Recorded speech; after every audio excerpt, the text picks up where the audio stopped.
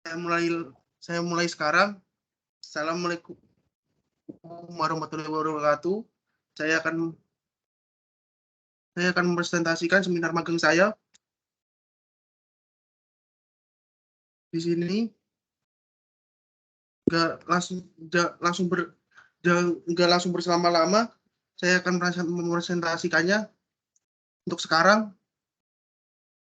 laporan kerja praktik industri dengan judul analisa mesin dryer marning menggunakan kontrol PLC Omron JJ2M.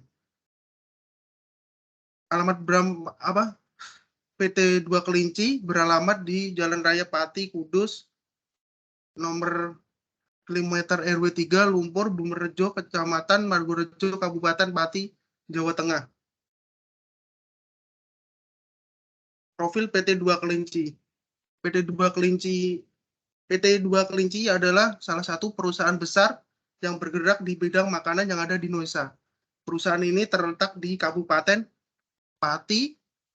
Perusahaan ini dimulai dari industri rumahan dengan pengolahan yang sederhana yang pada awalnya hanya berpusat pada pengepakan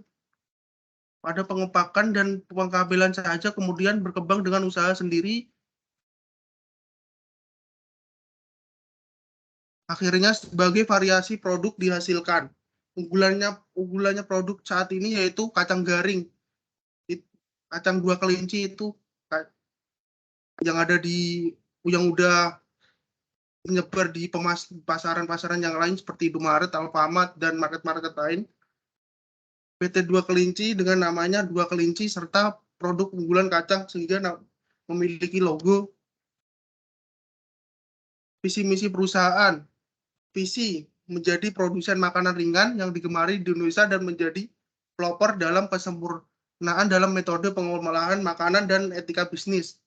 Misi, untuk mencapai visi tersebut, PT 2 Kelinci terus akan berusaha untuk meningkatkan daya saing dengan fokus pada kualitas, efisiensi, dan perbaikan teknologi. Bekerja secara konsisten untuk meningkatkan kinerja dan memperkuat merek perusahaan dengan memanfaatkan jaringan dan memperluas distribusi global kami. Bersaingan dalam kualitas, efisiensi, dan menerapkan teknologi baru dan tetap responsif terhadap kebutuhan dan keinginan konsumen di Indonesia dan internasional.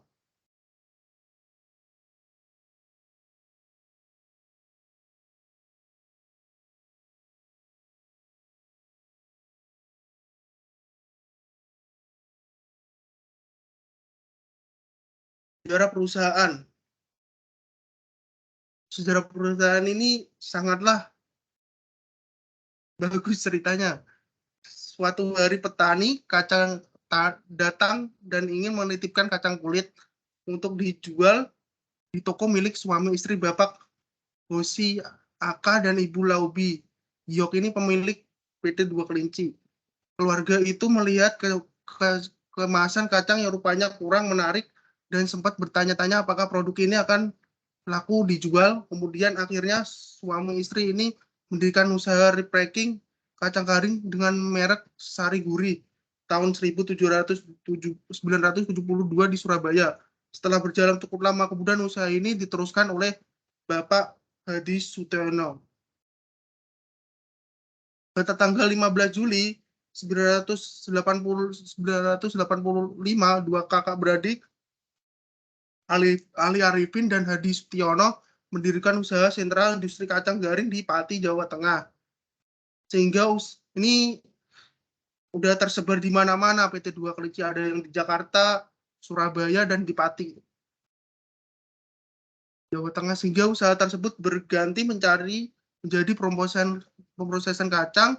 Bapak Hadi sebisa mungkin belajar mengenai kacang, cara memasak dan industrinya. Pusat usaha dipindah ke Pati, Jawa Tengah, sebuah wilayah yang kini dikenal sebagai jantung industri kacang garing di Indonesia.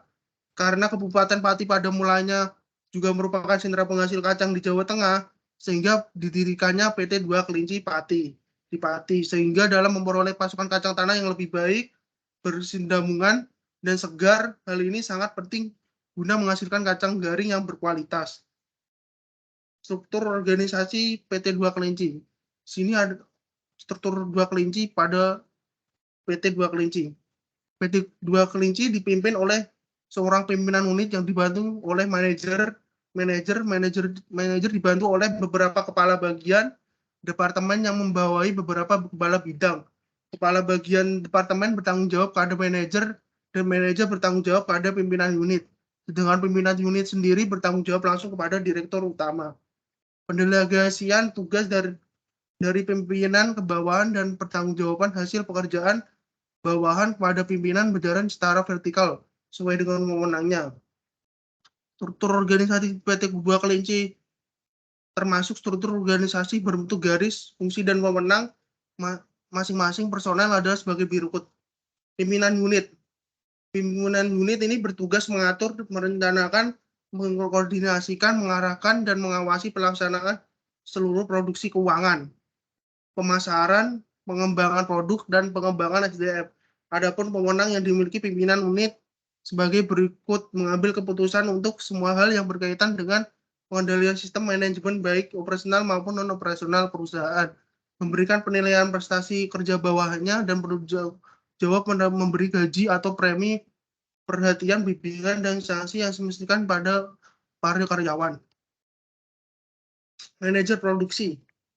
Manajer produksi bertugas merencanakan, mengatur, mengkoordinasikan, mengarahkan, dan mengawasi pelaksanaan produksi dan mesin produksi, sehingga dapat menghasilkan produk yang berkualitas baik dengan produktivitas dan efisiensi yang tinggi. Manajer produksi memiliki wewenang untuk mengambil keputusan terhadap semua hal yang berkaitan dengan kelancaran berkegiatan produksi seperti masalah pada stok, preparation mesin, pengaturan tugas, produksi, dan lain-lain yang berkaitan dengan tugas. Hal-hal yang prinsipal dan berlebihan luas terhadap perusahaan harus dikonsultasikan terlebih dahulu kepada pimpinan unit. Manajer teknis, turbin atau listrik. Manajer teknis turbin atau listrik bertugas merencanakan, mengatur, mengkoordinasikan, mengarahkan, dan mengawasi pelaksanaan departemen teknis dan instrumen listrik. Adapun tujuannya adalah untuk menjamin kelancaran kerja mesin-mesin, perawatan, perbaikan, dan modifikasi mesin yang ada di unitnya, sehingga dapat menghasilkan suatu proses yang berkemampuan tinggi dengan produktivitas dan efisiensi energi listrik yang berkemampuan tinggi dengan produktivitas dan efisiensi energi listrik yang manajer teknis instrumen atau listrik berwenang untuk mengambil keputusan semua hal yang berkaitan dengan teknik instrumen listrik, baik masalah yang berkaitan dengan boiler, sistem perebus, maintenance, modifikasi limbah, dan lain-lain. Hal yang prinsipil dan berkaitan luas terhadap perusahaan harus dikonsultasikan terlebih dahulu kepada pimpinan unit.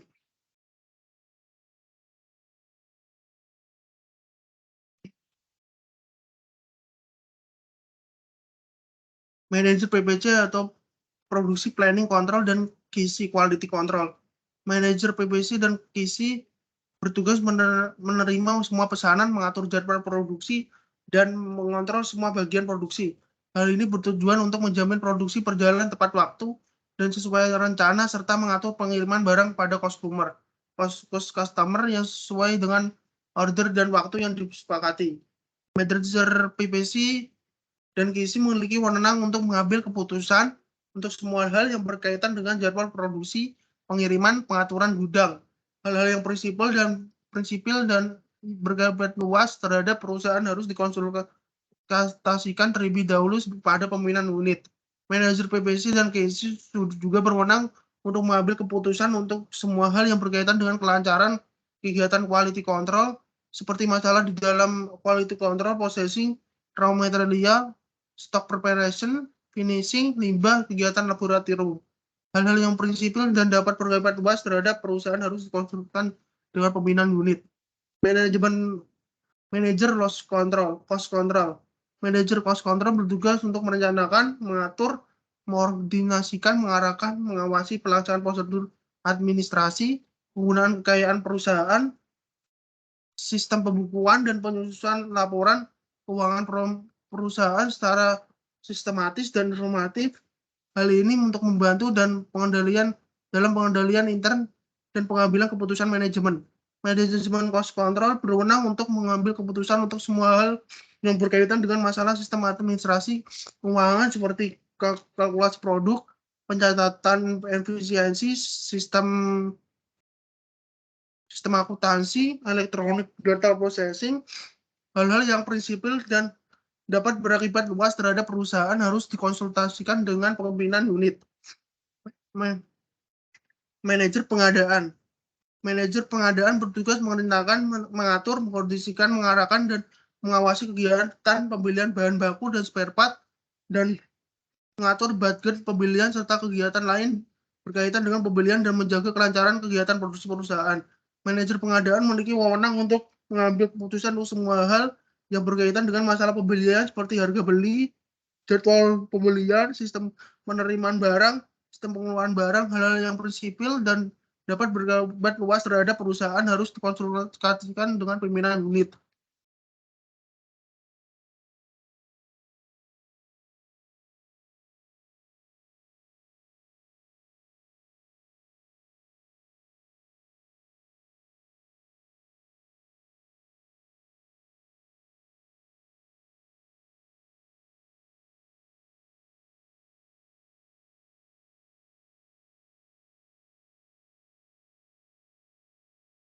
Manajer laboratorium, R&D, Research dan Development, dan UPL unit pengolahan limbah.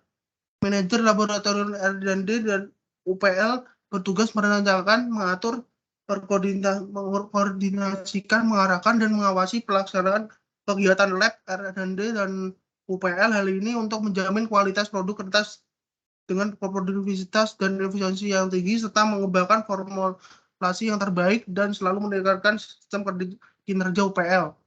Manajer umum dan personalia.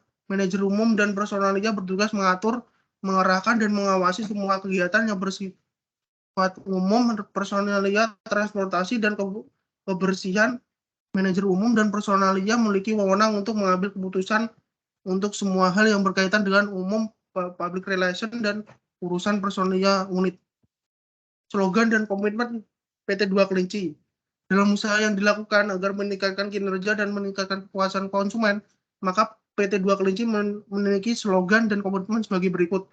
Slogan perusahaan menjadi yang terbaik di bidang food dan beverage industry. Komitmen perusahaan berproduksi produk halal yang terbaik dan teraman untuk dikonsumsi. Meningkatkan produktivitas dan daya saing melalui aplikasi teknologi terkini dan perkembangan produk secara berkesinambungan. Mendukung manajemen dan staf SDM mengantisipasi perkembangan di bisnis global. Menjamin perlindungan aktivitas usaha dan bersinergi dengan lingkungan sekitar. Pemasaran hasil produksi. PT 2 Kelinci telah berhasil mengekspor produksi asli Indonesia yang berkualitas melalui jaringan distribusi global yang luas. Pemasaran PT 2 Kelinci tersebar di Asia, Australia, Afrika, Timur Tengah, Eropa, dan Amerika Utara. PT 2 Kelinci mempunyai kekuatan utama pada performa tinggi serta manajemen yang inovatif dan berupaya menjadi brand kelas dunia dengan terus memperkuat jaringan lokal dan global. Produk yang dipasarkan adalah produk yang terbaik dan telah lolos dicoba. Berikut adalah gambar pemasarannya. Cina, Belanda, Jeddah, Nigeria, Saudi Arabia, Hong Kong, Los Angeles, Montreal, Melbourne. Kali ini pembahasan judul saya, gambaran umum tentang mesin dryer maning. Mesin dryer maning adalah suatu mesin yang berfungsi untuk mengeringkan jagung pada jagung basah. Mesin ini bergerak dari BC input sampai sudah dikeringkan pada boiler dan masuk ke tahap bed conveyor output. Dan ini adalah keluaran dari jagung yang kering setelah dikeringkan dengan boiler. Untuk bed conveyor yang digunakan adalah motor 3 phase. Motor 3 phase yang digunakan untuk menggerakkan conveyor belt. Motor 3 phase ini dipasang dengan teman overload supaya ada kelebihan arus langsung mematikan sendiri.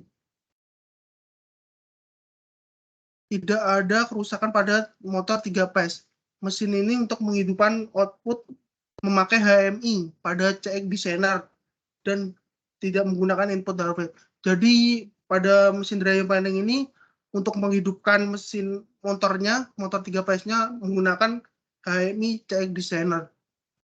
Mesin ini juga menggunakan PLC CJ2M yang berfungsi sebagai kontrol utama pada panel. Sebuah kontrol yang untuk mengontrol semua mesin pada mesin tersebut. Semua proses pengeringan berlangsung. Dengan PLC JJ2M ini sangat membantu sekali terutama pada kontrol mesin tersebut dan juga mengendalikan berbagai komponen contohnya timer dan tombol emergency. Dengan mengontrol pada mesin, pengeringan pada blower dapat diatur dan bisa kering secara maksimal. Komponen-komponen mesin drying paneling MCB. MCB arus saklar ini berfungsi untuk memutus suatu rangkaian apabila ada arus yang mengalir dalam rangkaian atau beban listrik yang melebihi kemampuan MCB tersebut. Pemutus tenaga ini terdiri dari dua jenis, yaitu untuk sistem satu fasa dan sistem 3 fasa. MCB 3 fasa terdiri dari 3 buah pemutus tenaga satu fasa yang disusun menjadi satu kesatuan. Untuk mesin drying ini menggunakan MCB Schneider 3 phase dan 3 phase dengan arus 6 ampere. Di dalam kontaktor terdapat istilah kontak bergerak, moving kontak, dan kontak tetap. Kontaktor bekerja memanfaatkan sistem kerja elektromagnet yang dihasilkan pada koil, di mana koil yang dibuat dari lilitan konduktor pada saat diberikan arus listrik maka akan menimbulkan pneumatik. Jadi ketika ada arus listrik yang mengalir di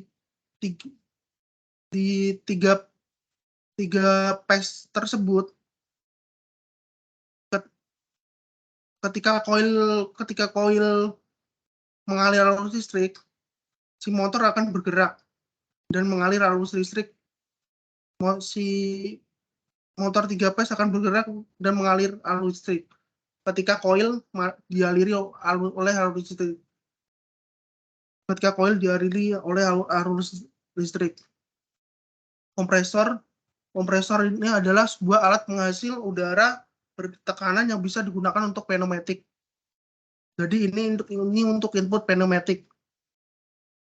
Air regulator dipakai untuk mengatur besar tekanan yang dibutuhkan untuk proses membuka tutup tangki penampungan. Tekanan yang dibutuhkan dalam mesin dryer paneling ini adalah 5-8 bar. Power supply.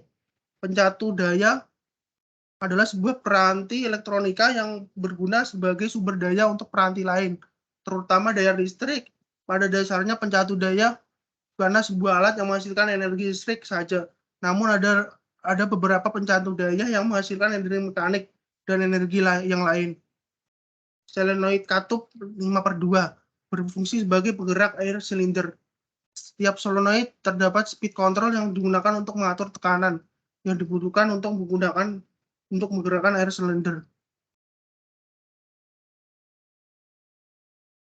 Air silinder berfungsi untuk mengontrol gerakan membuka dan menutup pintu drum pada mesin, dikendalikan secara elektris menggunakan solenoid valve.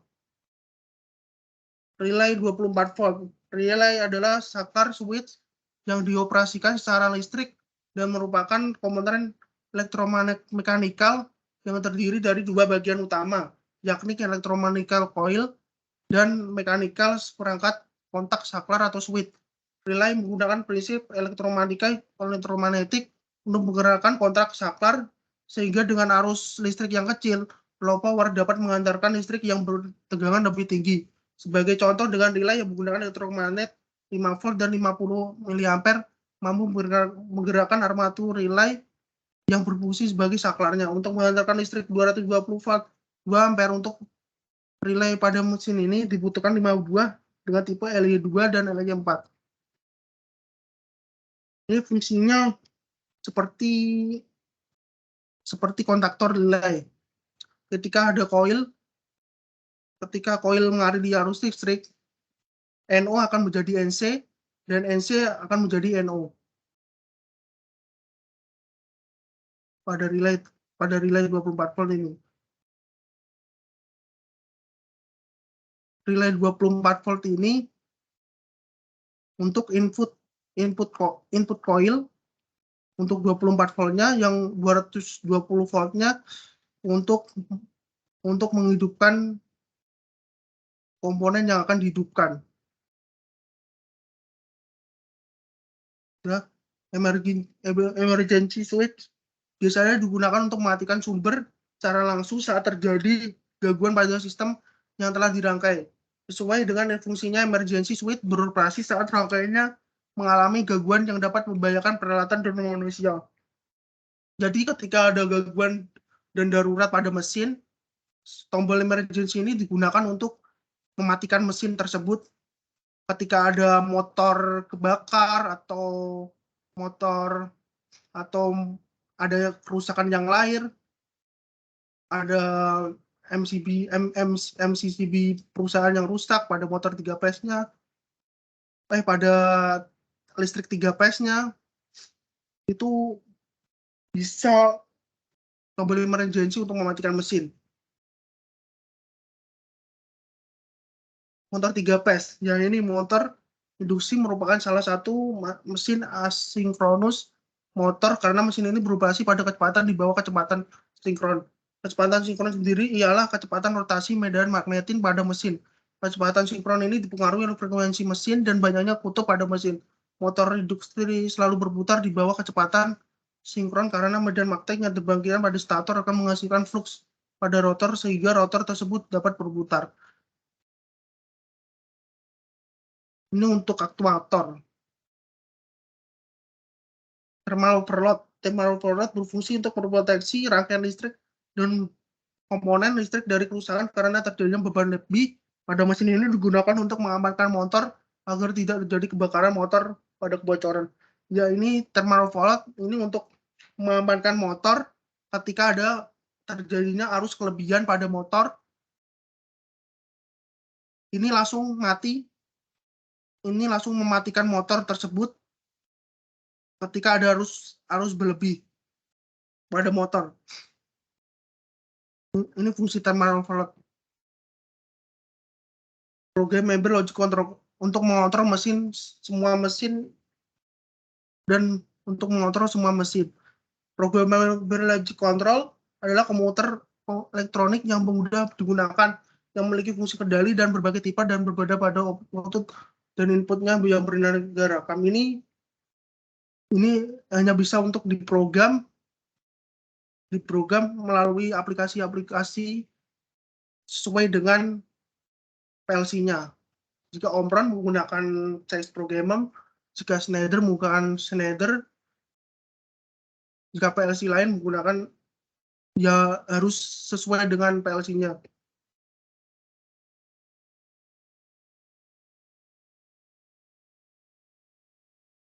HMI Omron. HMI Omron berfungsi sarana penghubung dan media komunikasi antara mesin dengan manusia. Prinsip kerja dari learning. Prinsip kerja dari mesin dry learning adalah menaruh jagung di plat conveyor dan proses blower ada pengeringan jagung setelah pengeringan langsung ke conveyor output. Proses pengeringan dilakukan mengeringkan di tangki blower dan blower akan mengeringkan jagung pada saat jagung sampai ke blower. Cara kerja mesin dryer maning.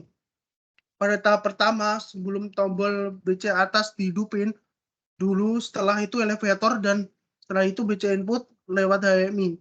Setelah itu jagung ditaruh ke BC input, langsung ke elevator, dan menuju ke BC atas, langsung ke tangki blower untuk proses pengeringan. Proses pengeringan selama 10-20 menit, langsung ke BC output. Setelah itu dryer fungsinya membuka dan menutup tangki blower tersebut, menghidupkan mesin lewat HMI. Untuk tombol emergency stop pada saat mesin ada darurat, pencet tombol emergency, setelah itu mesin akan mati.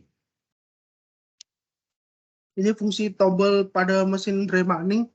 Untuk tombol untuk lampu indikator RST untuk motor 3 phase. Untuk listrik 3 phase. Ketika listrik 1 tidak nyala, listrik R tidak nyala, maka lampu indikator tidak nyala.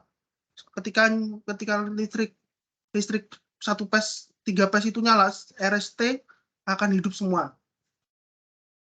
Lampu RST akan hidup semua. HMI Omron ini untuk antar muka pada mesin dry marning. Emergency stop untuk mematikan mesin ketika ada darurat pada mesin. Lampu indikator ST ini dugaan sebagai tanda RST yang menyatakan bahwa motor 3 phase dari mesin dry marning semua berfungsi. Emergency stop digunakan untuk menghentikan mesin dalam keadaan darurat atau bisa digunakan untuk menghentikan mesin ketika sudah selesai proses pengeringan. HMI Omron digunakan untuk menghidupkan motor 3 phase pada mesin tersebut lewat HMI. Ini proses mesin dry marning, proses jagung ke conveyor BC input. Ini conveyor BC input dulu. Setelah itu proses jagung ke elevator, dinaikkan ke BC atas. Proses jagung ini ke BC atas, proses jagung ke BC atas. Gambarnya langsung proses pengeringan jagung ke blower selama 10-20 menit. Setelah itu proses setelah pengeringan ke BC output untuk pengeluaran jagung pada pengeringan jagung ini. Pada pengeringan jagung tersebut. Wiring pada mesin dry marning. Ini ada MCB, ada BC input, elevator, motor BC input, elevator, spare, BC output 1, spare, BC atas, BC output 2, boiler 1, boiler 3, boiler 2. Ini motor MCB ini berfungsi untuk mengamankan listrik juga, langsung ke thermal overload, langsung ke motor. Wiring pada PLC Omron. PLC CJ2M. Yang fungsinya seperti PLC yang lain, cuma ini ada CPU 1, CPU 2, CPU 3, CH1, CH2, CH3. Ada tiga input output untuk PLC ini.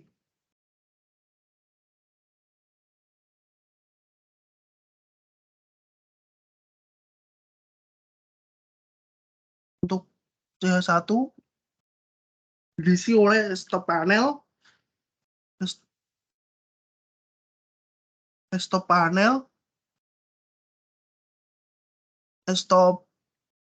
discard, stop motor, stop ref,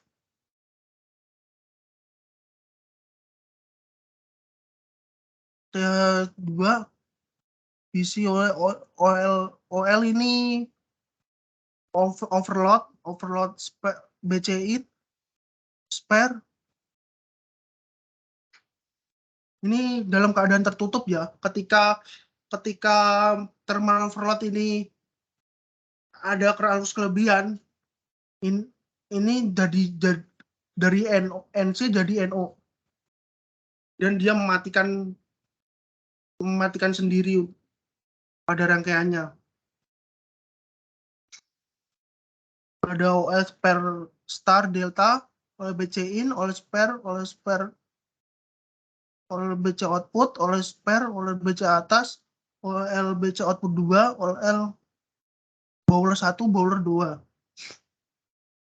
Wiring pada output PLC. Untuk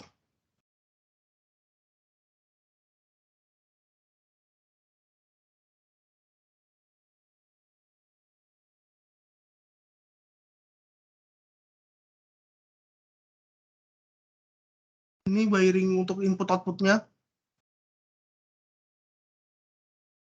BC output 1 di pin 10. BC output 2 di pin 11. BC output 2 di pin 14. SV dryer 1B di beralamat 1, SV dryer 1A di beralamat 0, SV dryer 2A di beralamat 2, SV dryer 2B di beralamat 3. Ini SV dryer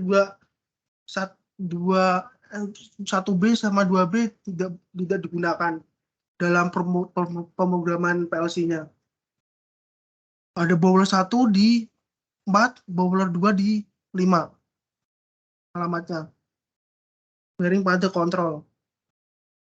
Ini untuk relay NC pada R1. Ini K1 tadi pada motor 3 phase. Apa itu tadi? Ini rangkaiannya.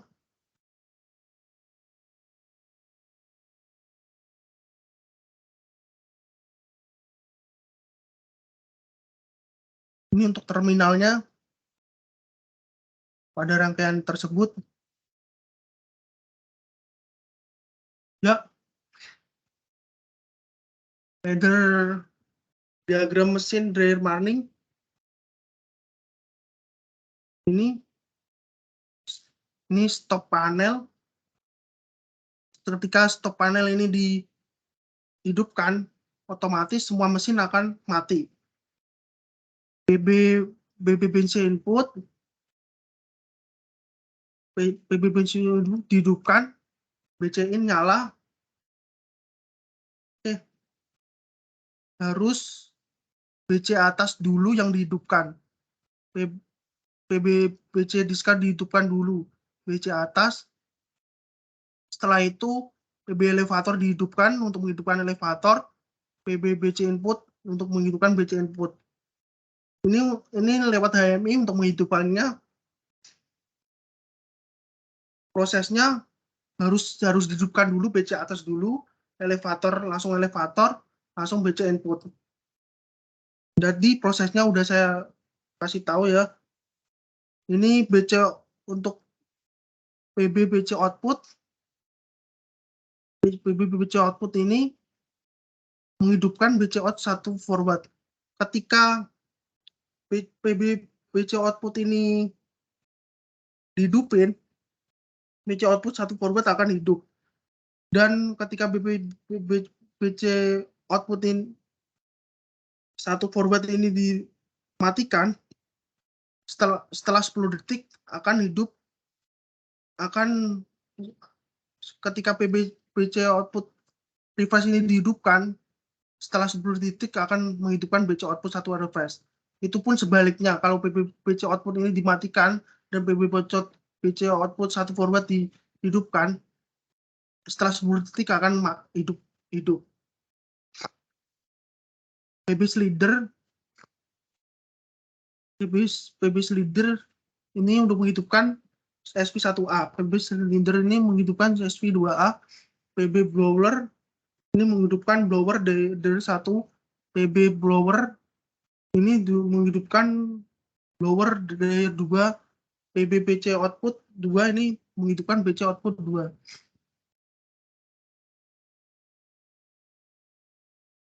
Untuk menghidupkan BC out 1 forward itu harus menghidupkan BC out 2 dulu, sehingga BC out 1 forward akan hidup.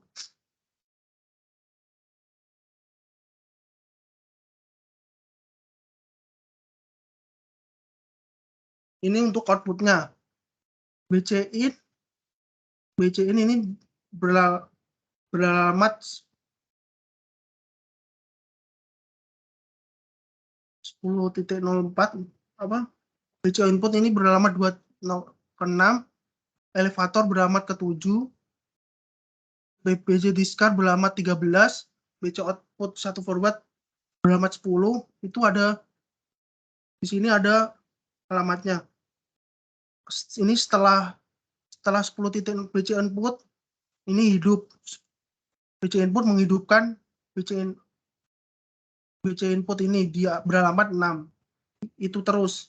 Ini juga PB silinder ini kan beralamat, filenya beralamat 30.03.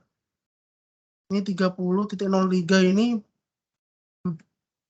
menghidupkan SV dryer 1A beralamat 0.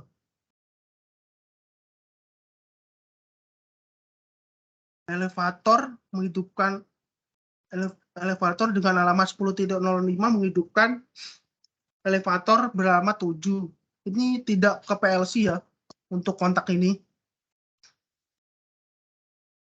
Hanya koil dari kontak BC atas tersebut. BC output 1 forward menghidupkan BC output 1 forward beralamat 10, BC output 1 refresh menghidupkan beralamat 11, BC output 2 menghidupkan beralamat 14, BC output 2, SV1A menghidupkan SV dryer 1A beralamat 031.03. Ini kontak dari SV2 koil dari kontak SV2A 3103 menghidupkan 3.01 atau beralamat 1 dari SV dryer 2A. Ini blower dryer ini dari alamat koil kontak 30.06 menghidupkan dryer 1 beralamat 4 dari kontak koil dari koil kontak 30.0 beralamat 30.07 menghidupkan 3.05 dryer 2 beralamat 5. Ini untuk ini pada ini overload BC input di NC-in ketika thermal overload hidup. Ini untuk bel alarm pada OL elevator, OL BC input, OL BC atas. Ini untuk bel alarm pada HMI Omron. Makanya di NC ini ketika ada thermal overload, ada gangguan arus kelebihan, maka dia akan menjadi NO.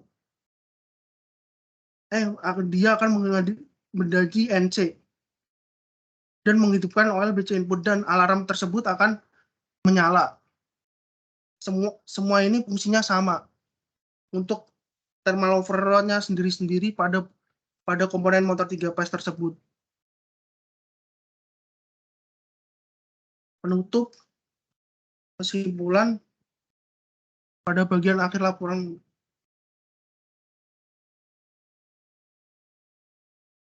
Terima kasih. Jika ada kesalahan mohon dimaafkan. Dari seminar magang saya ini, apakah ada pertanyaan untuk peserta seminar magang?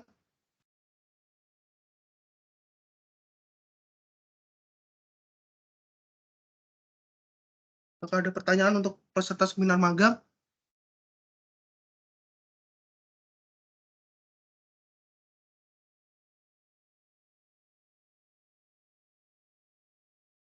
Halo?